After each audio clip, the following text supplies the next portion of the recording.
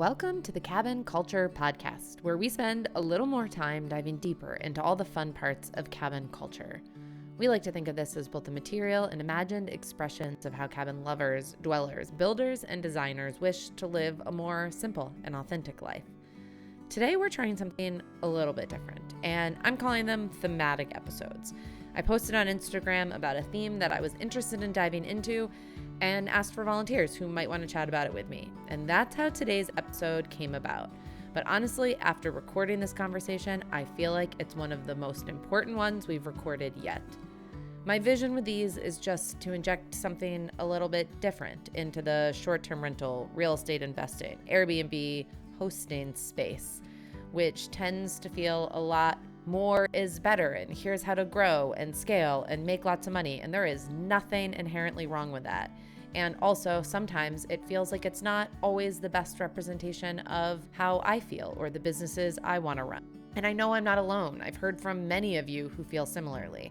So the goal of these episodes is to just explore that a little bit more. And so while this isn't quite the typical interview format we usually do, after recording it, I can confidently say I think it's one of our best and maybe one of the most important. So thanks as always for joining us. Let's do it. Hey there. Thanks for joining me on the podcast. So happy to be here. Hey. Okay, we're going to hold off on intros for a second because I want them to dive in a little bit to their intros. But before we do that, I do want to give a little context to this episode. Okay, this is our first thematic episode of the podcast. All of them have been interviews with people, which sometimes develop themes, but have not been intentionally thematic. And I've been feeling like a craving to dig into, with possibly repeat guests or new guests, but to dig into specific themes, especially themes that we don't hear about enough in either the cabin world or the short-term rental or the real estate investing space. Because I feel like there's a lot of content out there, and for some reason, a lot of it just like doesn't resonate with me. And it feels like there's this missing piece that I've stumbled upon with some of you all in past episodes. And I just kind of want to see if we can be a little more intentional about it. So that's where this is coming from. I'm thinking like book club style, not a book, but like it can be on theme, but like we can let it take us where it takes us. The one that I want to start with is Contentment, which I posted about on Instagram, and you lovely ladies responded and said, yes, I want to talk about this too, which I'm so grateful for. And where this came from is this season of the podcast, not intentionally, but kind of the beginning of it really started with a lot of growth, a lot of people that started with one cabin and then kept growing or bought a property and built 7 cabins. And I will admit that left me feeling a couple ways. One, inspired, like, oh, I should dream bigger. And one, a little bit like, oh, am I not doing enough, right? Like if I were good at this or ambitious enough, I would be doing something bigger. And so, of course, I started like planning my next project. And then somewhere along the way, I felt like, is this even what I want to be doing? Is this even what the world needs? Or is this just me trying to prove something or me seeing other people doing it and being like, well, I could do that. And so it really pushed me to sit more with a question of like, could and should are two different things. And so like, how do we as all different people like make decisions around that? And it feels like, I don't know if you guys see this, but like the accounts I sometimes follow about short-term rentals, it's always like how to scale your property in 60 days and make millions. And like, that's the content that's out there. And none of the like messy gray area of like, but do I need millions? Or does the world need another property like this? And so there is no judgment on scale or growth, because I think the answer for some people is yes, the world does need this and I am the one who should be doing it. But what I want to explore today is more like, how do we each sit with that a little bit before diving into what happens next? So that's where I'm hoping we can just like grapple with some of these things. But I'd love for you each to start with a little more thorough of an introduction than normal so that listeners have really an idea of where your perspective is coming from, your background, your places, how long you've been doing this, what growth you've had already. And that can be like a good kickoff for diving into some of these questions. Okay, Eman, let's start with you. I'll go first. Hi, Eman De La Rosa. I am the owner of the Catskill Equestrian Cabin. I work in real estate. I've been in real estate, commercial real estate for over 23 years. So that is, I love what I do. I kind of fell into this industry. I had absolutely no intention of falling into this industry. And between my mom, who flipped properties all her life and moved on to other properties and lived through the demo, and just I saw her real estate kind of empire grow herself. Um, it made me think, oh my God, I do this every day. Construction is in my everyday life. Um, I could totally do this. Yeah. And that's how it kicked off at the worst possible time, right before the pandemic, where land was like $25,000 for 5 acres, and then all of a sudden was $200,000 for 5 acres. And getting on the topic of contentment, I think that a part of that is not also noted is how busy you are during a build, and then going to not being as crazy, and then feeling like kind of need something to occupy it. I kind of need something to occupy my mind. So I think that plays a part into it too, like being so used to the crazy, and then, bringing it down a notch and thinking, is this it? Like, is this what I want to do? Yeah. Is this how I want to be? Yeah. So anyhow. Okay, so you're a real estate agent and you also host at the Catskill. Not an agent. Not an agent. Not an agent. So wait, describe the no. difference.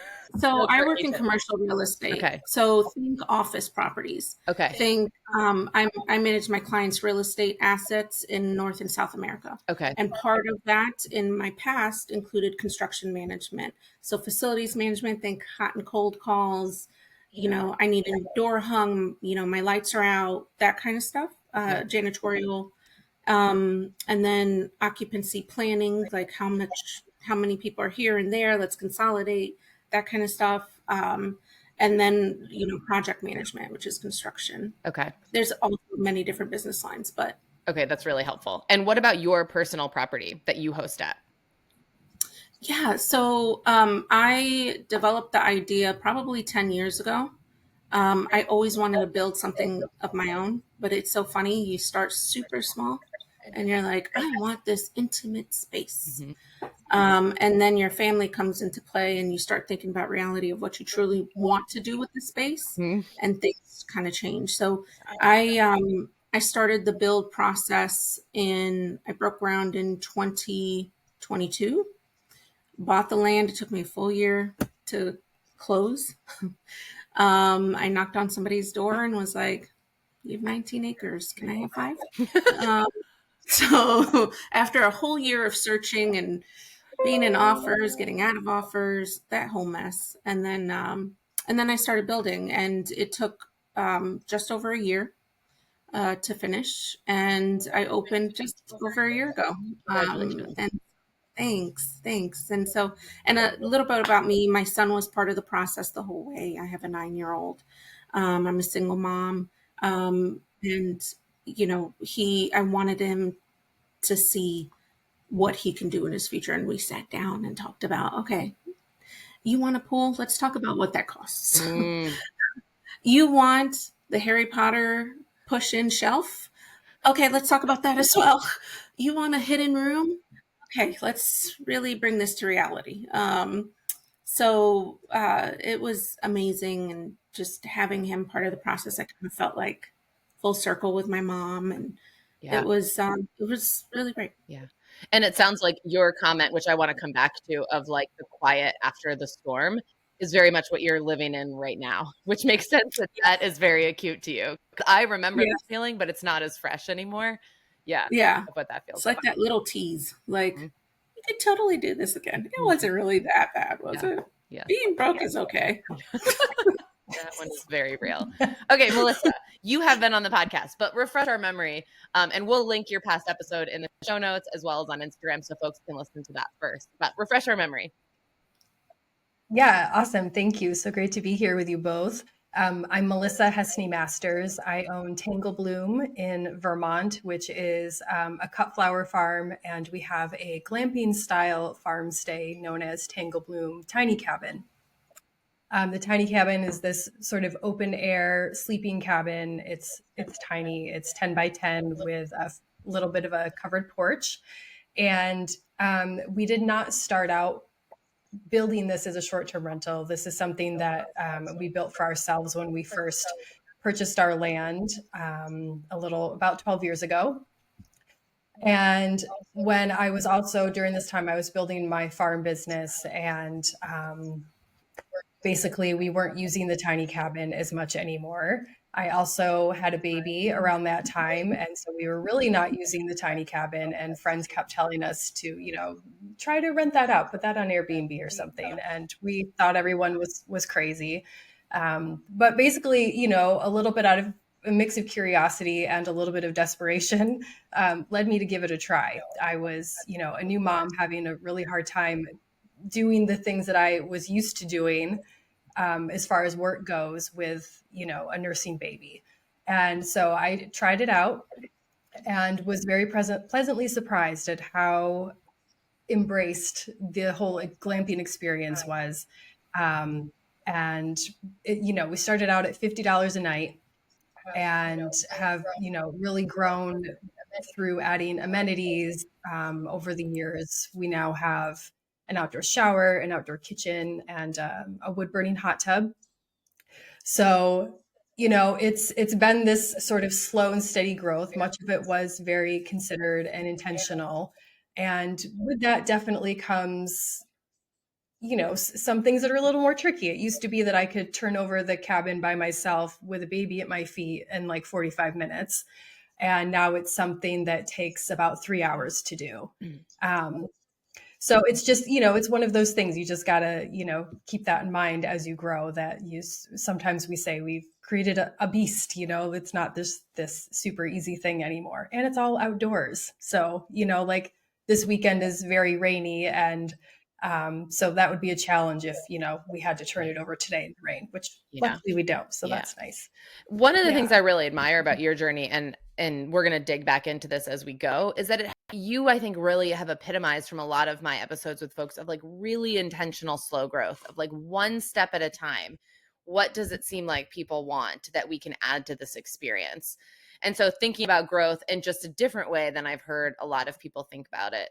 And that's something that I really respect and also will love to hear more about. Before I start diving into some questions and talking about this, I do want to give an overview of my properties to give some context to where I'm coming from, and also to say, like, I am not judging growth. Like, I have multiple short-term rentals, and that is very much because of my own lack of contentment. That's like an issue in my whole life, just like feeling content. But I started hosting almost 10 years ago in a guest room in my house, and found that I fell in love with the experience of hosting first. And then when my mom passed away, inherited enough money to put a down payment on a foreclosed cabin in the mountains of Boone, which I had a savings account called the Log Cabin Savings Account with like $100. So that was a long time dream of mine. It just allowed it to happen faster. And that was not, I didn't have to do much work on that one. I furnished it, I decorated it, but we launched it within like 2 months. So it wasn't like a big build, but it was a bigger hosting experience for me. We host 8 to 10 people versus couples in my guest room in my 1,200 square foot mill house. After, 4 or 5 years there, my grandparents died, who lived in Maine, and are the ones who taught me to love Maine along with my mom. And I inherited some more money. And at that point, I had the real estate bug. And so I didn't really think of doing anything with it except for building a cabin in Maine, which had become my next dream. Of my growth was very much around, where do I want to spend more time? And so how do I, before retirement, afford to do that? My mom died at 60 after being frugal her whole life and never made it to retirement. And so I was like, I am not going to make that mistake. I'm going to use this to like enjoy these places and be around family more, and then also make money while I'm doing it.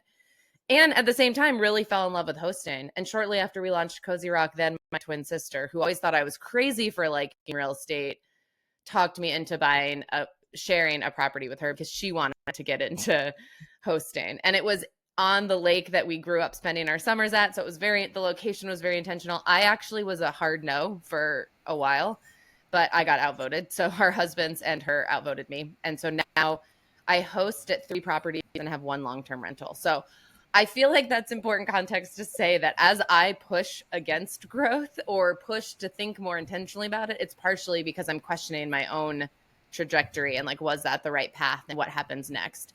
And not from a place of like judgment of anyone who has grown to multiple cabins or 20 or hotels or whatever that is. I think each of our journeys have to be different.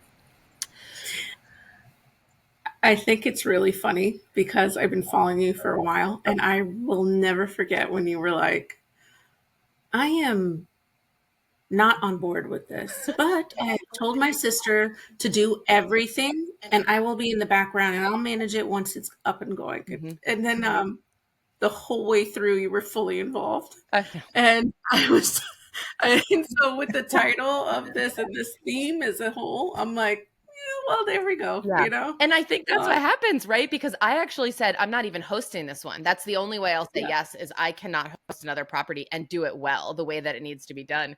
So we hired a property management company, and I could not bear seeing unhappy guests who were like leaving reviews where they were like, no one got back to us. And I was just like, this is not how you host. And so now I hosted that one too. It's funny. That whole journey was, it was funny. And I remember seeing even Sean in the background, like, this will all come together. Yep. But I think where I'd love to start is I feel like we can't talk about this without talking a little bit about social media, because I think I wonder, looking back, like my first cabin, I was not on Instagram. There was none of that pressure. I had no friends who were doing this. I was totally content with my one cabin. That was like more than enough, more than I'd ever thought I could have at 30. And now suddenly it's like after I finish one project, I begin thinking about the next one. And I can't help but think that some of that is coming from what social media shows me on my feed all of the time, and being bombarded with images or people showing you things that are possible and how much money they're making doing it. How much of that has played a role in each of your journeys? Yeah. Go ahead, Melissa. Okay. I would say for me, honestly, it's a little bit different. It plays a role, but in a different sort of way. So, I've had the quote unquote cabin bug for quite a while. On our last episode, Janice, I talked about this, little off-grid tiny cabin that I stayed in when I was in my 20s that sort of spurred this whole thing. And, during the pandemic, we purchased another property about a mile away that had this like rundown camp that I just had my eye on for years, and had, every time we would drive by, I was like, I'm going to write them a letter. And anyway, long story short, it eventually went on the market. We were able to get it, and had to tear it down. And 4 years later, there's still just a foundation there, which really hits on this theme that we're talking about today. But anyway, for me, social media has made me feel like I'm not doing things fast enough. And that's been really hard. It's challenging to watch folks, especially for whatever reason, that have the resources, either time or the money, to just like go all in. And for me, this is more of like, I have to fit this in around so many other things. Real life. Being a parent, running a business, having a life, health issues with like whatever, like life is lifing, right? So for me, it's tricky to, especially since the pandemic, when, there are folks that I know that now have 2 or 3 cabins, and I'm like, man, they started after me. Like, what the heck? Why can't I get it together? Because you don't see all the stuff behind the scenes. You don't see how much money they have, or how much help they have with their kids, or maybe they're married to someone who can pay all the bills so they don't have to work full time or run. You don't see all of that. You don't see it, and it's not talked about enough. So I really appreciate you, Janice, sharing, how this was even made possible for you, because I don't think that that's talked about enough. And it's really easy for someone to come in and think either this isn't for me, there's no way to do this ever, which was the mindset I had for quite a while.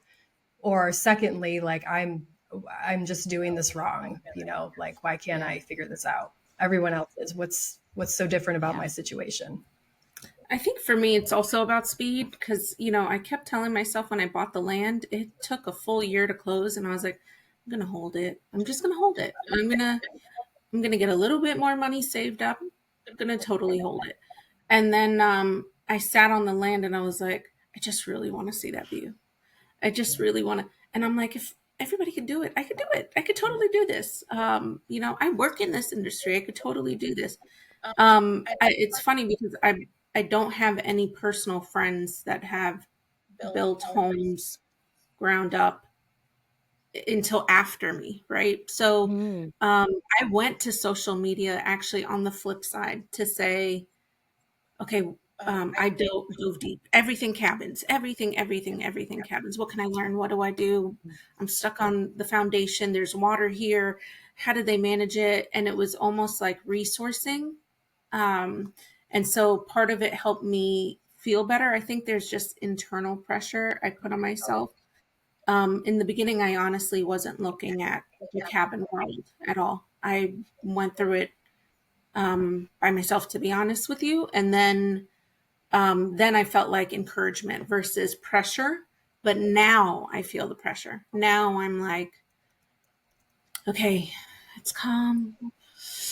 We don't have anything going on. What can I do? And then I see all these cabins being built, and I'm like, put that on my Pinterest board. Okay, now I'm like hungry for more, and I learned so much. I can totally do this. And look, everybody else is doing it too. But I do think sometimes we have to like pull ourselves completely out of that, because if you don't, again, to social media is self-work on so many fronts. All those, oh, you could totally do it for $100,000. Yeah, that's your interior. Did you talk about how much it took to take care of your land? What about clothing? What about furniture? What about all these things, limits and the things that nobody talks about? And so sometimes I think you just got to take a step back and breathe a little bit through it. Like, do I really want this? Because sometimes I get to the cabin, I'm like, it's okay if this is it. It's okay that I'm really proud of this, and it's okay if this is it. Then other times I'm like, but that's up for sale. Right. It's only $40K. Just go for it. Right. So I think it helps. I could talk on the flip side of where it helped me, and then I could talk on the flip side of where I feel now. Yeah. Where the pressure. Yeah. So you mentioned the pressure of speed. Both of you mentioned that social media creates the pressure of speed, which I think is so real. Oh, as well as like if you need the income afterwards, that creates additional pressure. We need to get this up and running. What other pressures do you feel like it's created? I feel like one for me is a pressure of perfectionism. I think I prefer a more rustic space. Like Melissa, I remember the first time I saw yours on Instagram, and it like took my breath away because it is just enough, right? Which you see so rarely. And that was always my like, okay, I want to create a rustic cabin, but then somehow along the way, it turned into something that was higher end and more modern. And I think it came from a couple things, wanting to make guests happy, but also scrolling on social media and being like, that's really nice, or that seems perfect, or that would photograph well, or whatever. And it creates that perfectionism. Do you guys feel that? For sure. Yeah. I didn't want to open on time because I was like, I don't have the hot tub. The back patio's not done. This isn't Instagram worthy. Like, everybody opened and they had everything, like every picture in the perfect spot, every, accent pillow. And I'm missing so much. And I didn't want to open. I still haven't even decided. I feel like this whole pressure about hot tub or something else, like put that extra amenity in. And sometimes you just got to take a step back and say a little bit at a time, just a little bit at a time. And I can still enjoy this. Yeah. It can be hard to strike that balance between, the vision that you have, or like for Janice, the way you want to enjoy the cabin, because it is a getaway for you as well, and making guests happy and having what's like, popular or trendy, right? As far as aesthetics and amenities go. Yeah, it's really tricky. And I think, I have definitely sort of stuck to my guns more, I guess, in that department, but it makes things a little harder because I'm definitely like shrinking the pool a little bit of potential guests. We have had pressure to enclose the cabin and put a wood stove in there and like do all these things or, make a sleeping loft so that there's more space. And it's just like, no, that's not what it's about. And how do you know when to That's say not no confidently because you have a vision? Someone just asked literally yesterday, a guest at our camp on the lake was like, do you have an iron and ironing board? And I said, no, sorry, we don't. And Sean saw the message while I was driving and he goes, yeah, we should probably get one. And I immediately gut reaction was like, absolutely not. I was like, this is camp. You're like up in the, no, you don't need an ironing board. That's not an us problem. That's a them problem. They've missed the assignment. And then we went back and forth yesterday trying to decide, well, it's not that expensive. Should we just put it there so that everyone can be happy? So it's hard to know when you're like wanting to please everyone. And also you have a vision or an experience you want to create for people. Yeah, I think one really recent example for us is, our cabin is like off grid. It's all about disconnecting, right? Like there's no Wi-Fi, there's no cell service either because that's like Vermont. And we embraced that for many years. And then during the pandemic, things really started to shift. And I started getting more and more people than ever asking about Wi-Fi. A lot of them were weekday travelers and like didn't necessarily need to work, but needed to check in, or people getting away and wanted to check in on their kids or their pets or whatever. And so for me, I kind of have this rule that it's like, once I start hearing something more than once, like now it's time for me to sort of figure this out and really ask if it's worth sticking to exactly the vision that I had, because things change and evolve over time, right? So with that, we came up with a compromise and we installed a Wi-Fi extender so that the outdoor kitchen gets Wi-Fi, but the cabin is still completely disconnected. So, and that has worked out really well so that, you can connect if you want to, like, see where you want to go for dinner or something. But out at the cabin itself, it's still totally disconnected. I'm not putting like a battery pack or Wi-Fi. Which still adds to the experience, because in bed are the moments where I feel like the phone stops being something that's adding value and starts being something that's taking that away, versus looking up restaurants. That's really helpful. Or I need directions to go wherever I'm going to town or whatever. Right. If you're dreaming about a cabin build or are in the midst of a build, or you just bought a place and are getting ready to host for the very first time, regardless of where you are, sometimes you just need a little help along the way.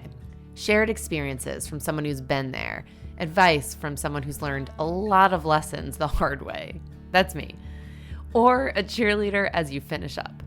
All of these reasons are exactly why I started offering cabin consultations to our Instagram followers and friends who could use some specific one-on-one help.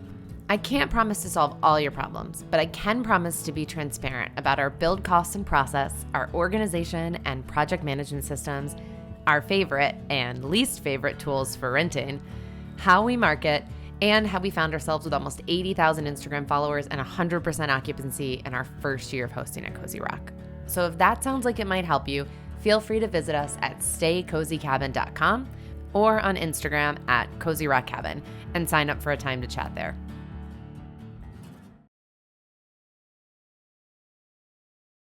Yeah, and I feel like what I found, the perfectionism piece is good in some ways. To your point, Eman, about the first one, about the speed, in some ways it's like, I can do this. It provides inspiration of this is possible. If you're not seeing it in your family or in your group of friends, you see other things that are possible. But the perfectionism, my first cabin in Boone, we call it Cozy Cabin Boone, I was like in love with. It was my dream come true. It was everything I wanted. I could host my friends. I could escape to like my favorite place in the world. It was everything to me.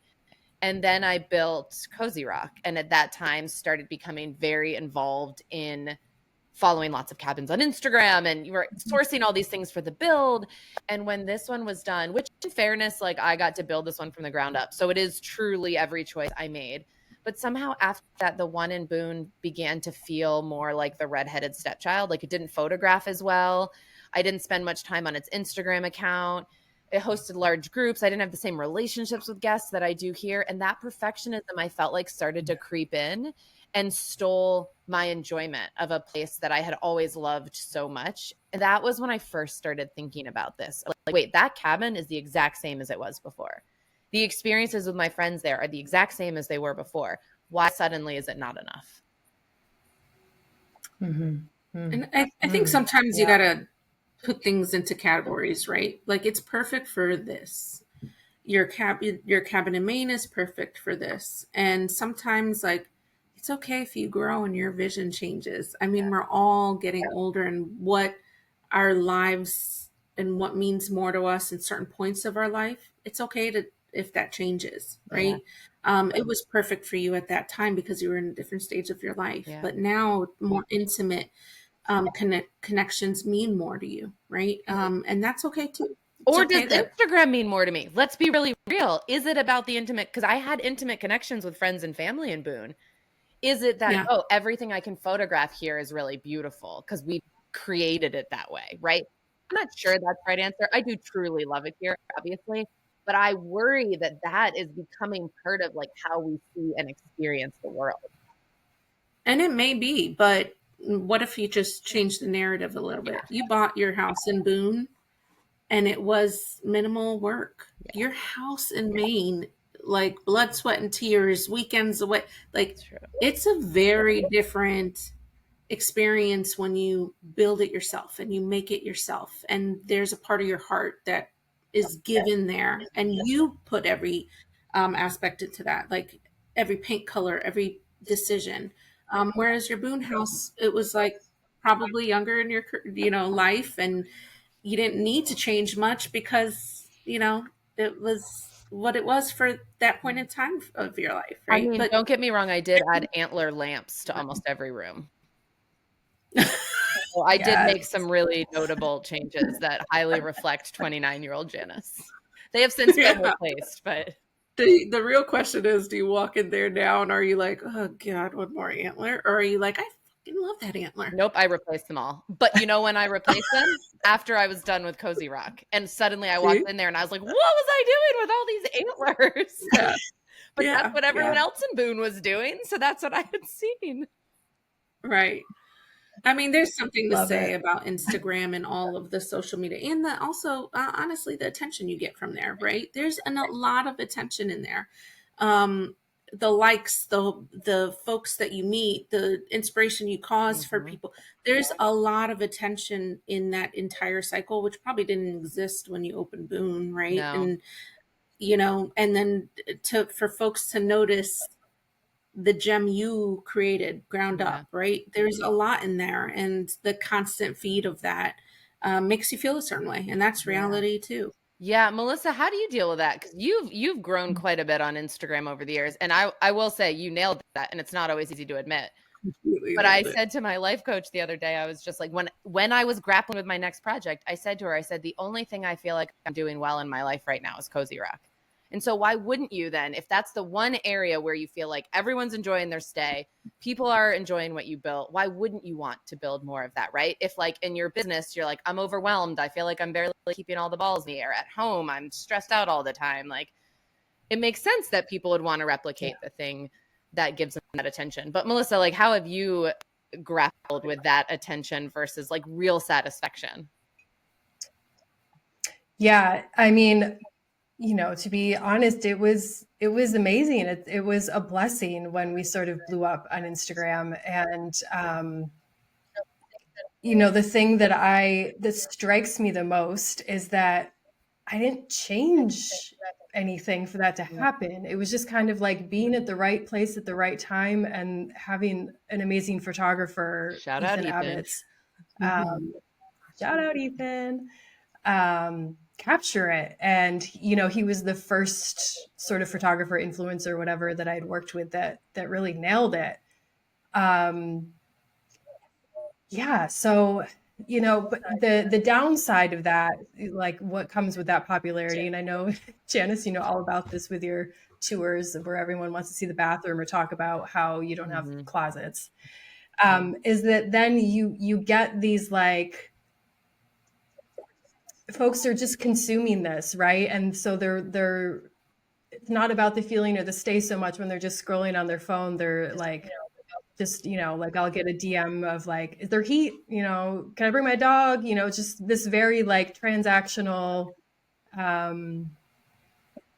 Yeah, where it's like, no, you're kind of missing the point. Like, no, there's not heat, or no, like, unfortunately, it's the screens. Like, It's I their love heat with all these dogs. I have screens. a dog. Can't, because if there's like a flock of turkeys walking by, which often happens, like your dog is just going to go through that. Oh, that's a very functional reason not to have dogs. Of course, so much sense. Yeah. Squirrel, my dog would break right through it.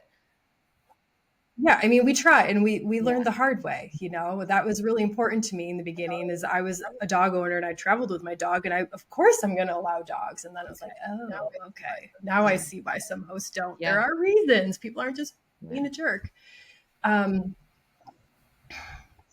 Yeah, so it's tricky. It's definitely a blessing from like the business side and just letting people discover you, right? Just to like get the word out, because it could be the perfect place for someone, and people come and have so many like anniversaries, and the folks here this weekend are celebrating an engagement, and just the things that people celebrate, and the memories they make. It's amazing to be able to find a place like any of our cabins on Instagram and have that be the thread that gets them there, right? Gets them off their phone and gets them to the place to do the thing and have the experience. But yeah, the sort of content consumery part, and then of course dealing with the algorithm and all of that, feeding that beast I definitely struggle with that. Let's talk a little bit about the addiction that comes with it. Because Eman, you kind of referenced this. I think it comes from a couple places. And Melissa, that made me think of it. In wanting, once you've created one, okay, let's create another one. I think there's a lot of sources of that. And one of them, what you just made me think of, Melissa, was like, when I read our guest book, I'm always like, I need to create more. Because I'm like, the experiences that people are having, I'm just like, this is so beautiful, but we can only host X amount of guests per year, right? And run out of space. I don't love raising our prices to solve that problem, right? I want everyone to be able to stay. So then the answer is, how do you solve that? Oh, you create another one. There's also the stillness, Eman, that you were talking about, of when you finished a build. I've worked in the wedding industry for years, and I've heard that from a lot of brides specifically, that after the wedding, suddenly there's depression that comes with it because they've been all consumed for a full year. And when they've told me that, it made me think of the build at Cozy Rock. And that one comes from a place of just like, okay, I need something to keep me busy again. Like I'm used to being busy. And then there's the like, now I have the skills. So why not? Right. It was really scary the first time, but once you've done it once, you're like, there's so many things I could do better the second time because I have those skills. So I think there's a lot of things that feed that addiction. When was the first time that you each felt that? Go ahead, Melissa. I think for me, it was a bit of a practical side as well, because, and I'm sure maybe both of you, but definitely Janice can relate, as I'm self-employed, I no longer have a 401k. I discovered that this is actually something I'm really good at that pays pretty decently. And that has not been a huge theme in my life up until now. My husband started working in real estate during the pandemic when he, was laid off from a previous job of almost 10 years. Right. So it was like this natural sort of like, oh, well, this like real estate, this could be the thing, right? Like, this is how we're going to invest and like build our future. So there is the practical side of that, which is very real. And then there is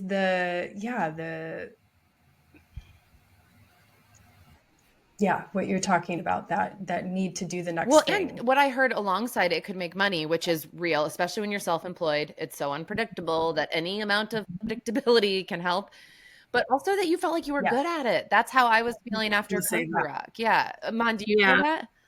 That's what I think that's what also feeds it. I think that when you're getting similar to this social media, attention, when you're getting the feedback that, wow, I had such a great time. You're doing this so well. Everything was perfect. This connection, and you feel like you're doing good at something. And can I recreate this in a different way for other folks to experience? You feel that kind of joy that you get from here, and you want to apply it to something new. And to your point, saying that, you start out one way, right? And then the bug hits you, and then you start moving forward. And then it suddenly, for me, honestly, it started when I paid off some of those credit cards. I was like, oh, I could potentially less debt. I Right, could I have more money potentially. to spend. And then when you have weekends, and again, single mom, so every other weekend, I don't have my son. And so every other week, and now the cabin's fully booked, and I'm not So you're like, what do I do enjoying this it. time? Yeah. So I'm like, what am I going to do? What am I going to do at this time? I need something. Yeah. I legit even said, let me, start doing, taking a pottery class, like just to fill my space, because you don't feeling that, um, emptiness almost, like, what do I do now? Yeah. And I also think, one thing that plays into this dynamic, I don't know what child you are. I'm totally middle child syndrome. Mhm. And me and my therapist talk about, it's enough, Eman. You're Yeah. you're good. You've proven yourself. You don't have to continue to prove yourself. And I'm like, but I can do more. Like, Daddy and Mommy will love me. Like I won't be this middle child that was the annoying little child. Like to prove yourself is like an innate feeling in me, as a person. Take social media out, take everything out, and I would still have this Yeah. feeling. Like, is that good enough? Are you content? Because Yeah. contentment is about peace. Contentment is about happiness. Um, and there's this little child inside of me that's like, uses it in a negative way and says, well, if you're content with just having only that, then that's fine, and so I eat at myself, and it's totally not healthy. I'm totally working on it, but there's this small inner child in me that's like, you could do more, Yeah. Oh my God, thank you for sharing that. I think and I'm not a middle child, and I feel that so much. I think I've always been driven and ambitious. And my therapist asked me, or my life coach, I actually gave up my therapist because my life coach is so good, which is probably a bad choice, but regardless. And she was just, I'm just curious, all the things that you do in your life, is it because you enjoy the process of doing them? Is it about the outcome and what that can do to change your life? Or is it about how you are perceived and wanting to, that question just floored me because I had never been asked that question. I had never stopped to think about it. And I think there's a mix of all of it. I do really enjoy the process. The outcome, Cozy Rock showed me different financial outcomes, Melissa, to your point, as someone who runs her own business, that is, especially during COVID, huge source of stress. And suddenly we have this additional income stream that's meaningful. Yeah. Cozy Cabin always paid for itself, but it was never a meaningful income stream. So that changed. But then add in Instagram to the mix, and you feel like you're trying to prove yourself to people, and people are paying you to do cabin consultations, which I love doing. But then every time I'm like, am I really the expert to be doing this? Like, I need to do something bigger to show I think I can do it, to show what I'm capable of. And that's when recently I stopped. Like, I'm planning a really big next project. We're going to do, like, Isaac French's episode. After we got off the podcast, we were talking. He's just like, you could do this. You should do this. You could do this. And I was like, I could do this. And that's being like, okay, let's start looking for land. Let's figure out what we need to sell. I can do this. And I kept going on that path without even thinking about should I do this? Right. And I think, yeah. Just because you can doesn't mean you should. That's right. Mm-hmm. And I've spent the last month in that place of trying to ask those questions, Eman, of like, where do I find peace? And is it going to be in doing something like this? Is that actually the answer? Or will I get there and be even more overwhelmed? Because now I'm hosting at 10 cabins. Are you kidding me? Yeah. To show that you can do what? Because you're not going to do any of it well at that point. Right? But it's real. Right. The struggle is real. It's all in our heads. Yes. But the stopping. So that, I think, is my next question. So I finally, in the last month, have hit a stopping point where I'm just like, no, I'm not doing it. And that is the place that I feel at peace right now. It doesn't mean there won't be another project, but I'm really asking those questions of why this project, because every project up until now has been sentimental. It's been about a place I want to share. But we've maxed out. Those are my places. That's it. So anything beyond that, it's like, what reason is there to do it? And is that the right reason? Money could be the right reason for some people, and that is fine. And for Cozy Rock, the money ended up being really helpful for us. But I think my next question for you is, have you hit any of those points along the way where you were started on an idea or thinking about an idea, but then enough information or reflection made you say, no, I'm not doing this? Because I think that's the hardest for a lot of us, especially if you have the resources. If you don't have the resources, that's an easier no, I think. But if you can figure out a way to make the next one happen and you still say no, that's like a real no. Mm-hmm. Yeah, when we, before we bought the camp that I just told you about, I'd been casually looking for a few years, and went to, looked at dozens of cabins, places that were just ready to go, either turnkey or just needed some cosmetic, or maybe, needed, $20,000 or less to be ready to go. And there were some great places. And I would walk around and, with my agent, and just, they would think it was like perfect and I should be putting an offer in, and it didn't feel right. And I got really frustrated with myself of like, why am I more excited about this thing I have in the woods, my property, that I am this like cabin that I could start renting like 2 months from now. And that was tricky to sit with and deal with. But I think what I've learned is that it's very niche. Like my niche is really like close to nature places. They're small, and that's my thing. And they might be off grid, or, have some of those constraints. So I've learned to like embrace the constraints and see them not as like a problem, but like an opportunity. And like, how can I do this really creatively? And often it ends up being like something kind of unexpected. And that's kind of my thing. That's my jam, right? So when was that moment? That was probably around 2019 when I stopped looking at all the like turnkey ready and started looking at all the like shacks. I love that for you though, because it feels like it's not just what you're good at, but it's also what makes you most alive. And that was what your body was telling you. It's like, this just doesn't make me feel alive, but these other things do.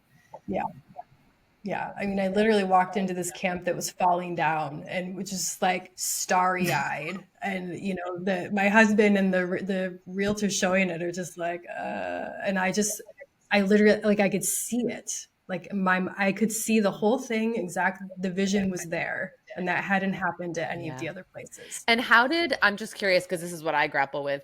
How did you feel? What is your relationship like with the realtor who took you to see all the other places and then you never ended up buying one? So I did. I just, it was a crappy little camp. And he's a friend, so it's fine. Because that's where, when we decided to say no, like a month ago, my first response was like, oh my gosh, but I've talked to builders already. Because of course I'm pulling all the numbers. I'm talking to everyone.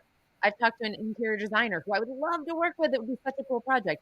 I've talked to Pete, who would design all the cabins. I've talked to all these people. So saying no suddenly feels like not just a no for what's right for me, but a no of letting down the people involved too. The guilt. But you probably do that.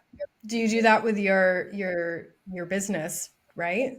Like, don't you probably you get like lots of inquiries from people about your video work, and then they don't work with you. So I have to always, I'm like, yeah, exactly. I do it all the time. Like with floral design, like wedding inquiries, like, only a small portion of them ever would book with me. So yeah, it's just, it comes with the territory. It's part of the process. What about you, Eman? Was there a moment where you kind of put on the brakes or said no to something that you had thought maybe could be the next thing?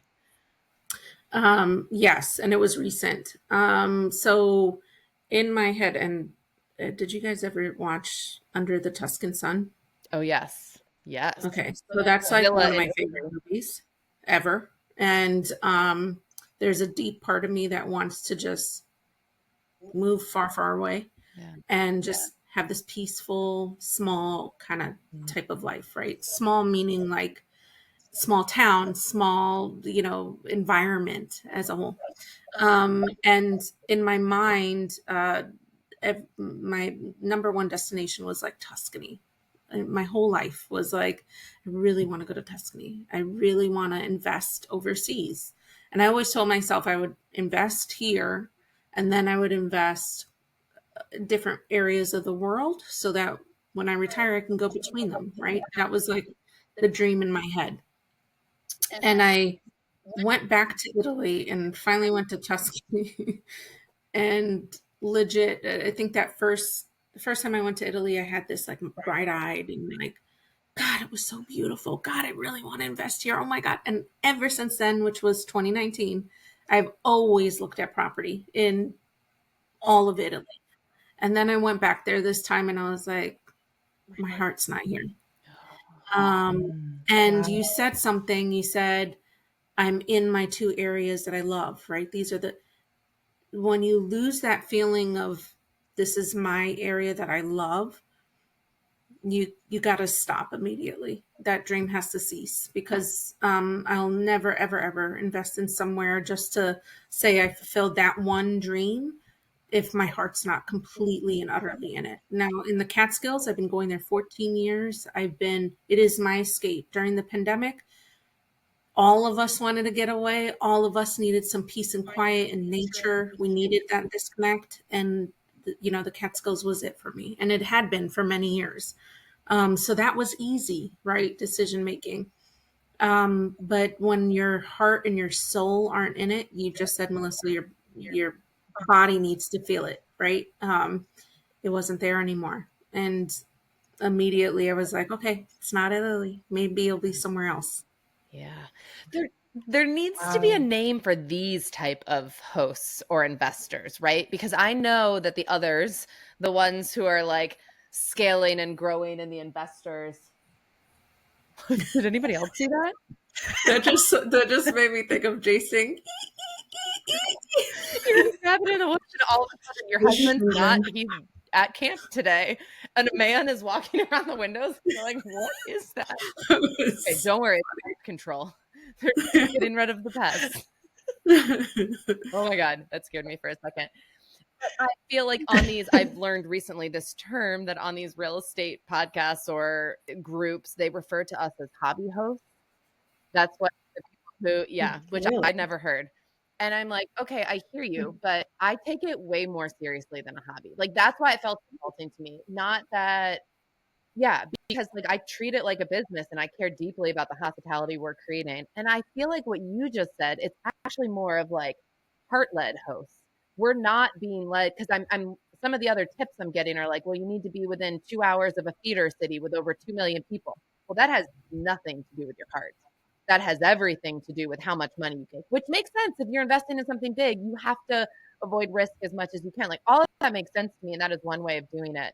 But there needs to be like, how do we name this in a way that is like, that gives it the respect it deserves, the intentionality that I'm seeing from all the people in this space who aren't just chasing money or growth or opportunity, but they're really chasing that feeling of sharing spaces that we love with other people. You just said it, heart hosts. Yeah. It leads with your heart, right? Yeah. But you got to know what's right for you. You have to determine that. And that's hard. It's not easy to sit here and say, what do I want versus what everybody else is telling me? And if you remember when you first started, all the people in your ear that were like, oh, you should totally do this too. And oh, you should add that too. And sometimes I would be like, if you don't shut the hell up, like this is me. Like, I'm doing this. I have this dream. I have this vision. I'm going to do like, oh, you're going to paint this color. I'd be like, girl, you don't get out of my face right now. Like, you don't see my vision.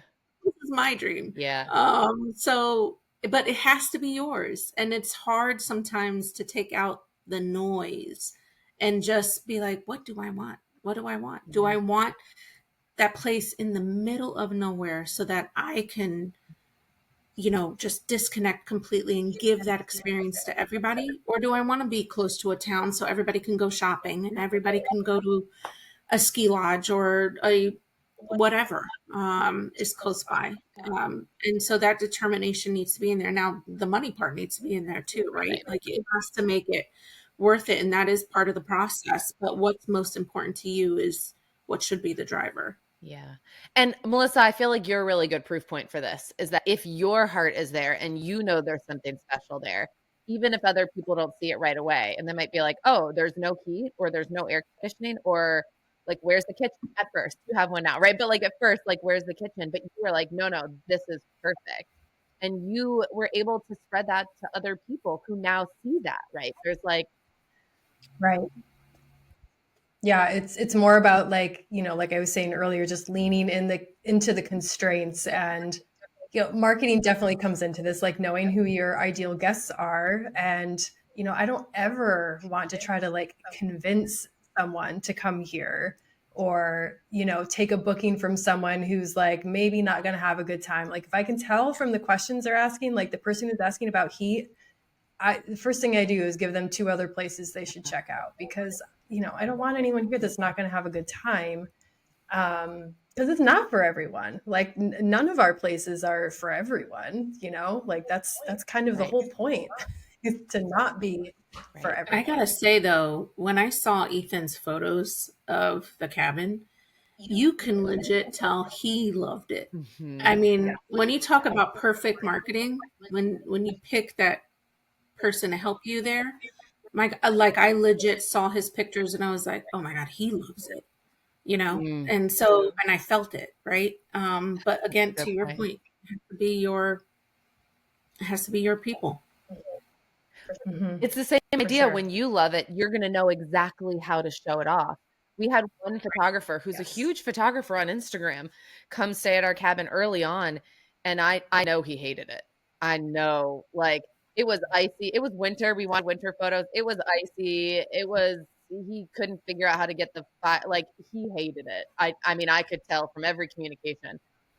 To this day, I'm sure he doesn't listen to this podcast. I'm pretty sure he never charged me for those photos. And I think that's how much he hated it. He's like, I actually don't ever want to think about this again.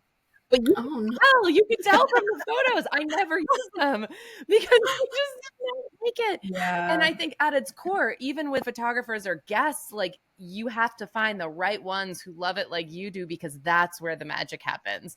Even in the way you write your listing, if you love it, your listing description is going to sound different. Everything. Than if you're a property management company and you're like, here are the amenities. Yeah. Right. Oh, I hate getting those. When you book the Airbnb and you're like, oh, I can't wait to stay here. And then you got that automatic notification and you're like, oh. I know. It is so different. And that's why I feel like I don't like the disparaging hobby hosts, because I feel like if we could recruit more of us, first of all, people's lives would be changed, and being able to have even just one extra property that produces income that they can go to. It changes the way we live our lives. But secondly, isn't that what we want Airbnb to be full of? Don't we want the odds to be higher that we end up with one of us hosting than we end up with an Evolve or a Vacasa hosting us? Like, yes, but then that's not how Airbnb. Whatever, we don't need to go on an Airbnb, but like that's not. They're not treating us like that, right? And I just feel like there's so much magic in this community that is untapped and spotlighted, but. I only asked for an hour of your time. I want to be respectful of that. And I do want to close with a question that I feel like might be helpful for folks. But when you have come up against these moments of feeling the pressure of speed, perfectionism, money, occupancy, like, what are your strategies? Have you developed any strategies that help protect you or help you get back to the space where you can start listening to your own body instead of all of the noise that's coming from the outside? Yeah, I ask myself all the time, like if it weren't for the noise and the pressure from, you know, society and culture to be productive all the time, you know, like just walking around our land this weekend of our next build. And normally I just feel very like, oh, this is taking so long. But every time I go there, I'm just like, I don't care if this takes me another 5 or 10 years. Like, I know I'm going to do it the right way. And it's, you know, I'm doing it within the constraints of the time and the money and whatever that I have to do it. And if it weren't for the noise, I wouldn't care at all. So I think that that's like the key, is when you peel back everything else and you can really just get quiet with yourself and think about your own goals, of course. Yeah. Sometimes you just have to say it. Like, hey, I put up a boundary and just be like, hey, I don't want to talk about this. I need to just kind of pull away and just decide what I want. Yeah. I mean, the pressure, even this is so silly, but like the pressure to get a hot tub. I have been on this debate for like 6-7 months where I'm like, do I add the hot tub? I don't, no offense to anybody that has a hot tub, but I don't personally like hot tubs. I don't get in them anywhere I go. And so I'm like, There's your answer. I don't want to do that, you know? And so, but, you know, the guests, oh, do you have a hot tub? Yeah. And the multiples, right? Sometimes you just got to say, that's not going to be me, you know, just take a breath, Yeah. take out all the noise, just like what you said, Melissa, Yeah. and just get to your core of what you want, right? Your heart's got to be in it. Yeah. I discovered the beauty of muting Instagram maybe 2 years ago. And I feel really guilty because I've muted even people that I like and I still message with, but just because if I open up my Cozy Rock Instagram and I scroll, it's just all cabins. And all cabins marketing, which is great, but it's more like what that's doing is showing me everything that we're not, or everything that I could do, everything that I'm not doing. And I was like, I need to turn this off. I don't want to unfollow people, but I need for my own sanity to turn it off. And I'm not going to say at their cabins, so I'm hopefully not impacting their actual marketing. But for my own mental health, that was one of the things I had to do. And then the second thing, and this was the moment when I said no to an upcoming project or started to go in that direction, was when my life coach, shout out to Katie DeCanto. I feel like everyone should know about her. Really changed my life. But she said to me, I was talking through this next project with excitement, and she's like, okay, I want you to just slow down for 1 second and walk me through what does your day-to-day, an average day look like during the build? Okay. And then what does an average day look like once it's done? And neither of those days was I fully content with. The build was like, okay, I can do this challenge. It's a short term. I wouldn't have said no if the build days weren't my dream day, because I know we all know what that's like, and it's you know, it's temporary. But the after one, I was like, I had this dream of like driving around on a little gate around the property and like interacting with all the guests and like dropping off wood, and that all sounded great. But I was like, the amount of the time that would be that versus stressing over something that's broken, or a guest checking in, or a cleaner who couldn't show up, or like all of those things, I was like, I don't actually think that that is bringing me closer to the place where I will be happy and content. I think it might actually be pulling me further from it. So I think just that exercise was really helpful for me, and like actually fast forwarding and saying, what does that do to my day to day, and what does contentment really look like there? Huge. Guys, Yeah. I'm so glad you joined me for this. Even if nobody else likes it, it was really good for me, and to see the two of you and have all of us here chatting about it, I'm really grateful. I really enjoyed it. Thank you. So good. Thanks so much for joining us, and if you liked what you heard, feel free to leave us a 5-star rating on Spotify or share some of your favorite parts over on Apple Podcast. If you have feedback or suggestions for the future, you can also find me on Instagram at Cozy Rock Cabin. Looking forward to next week.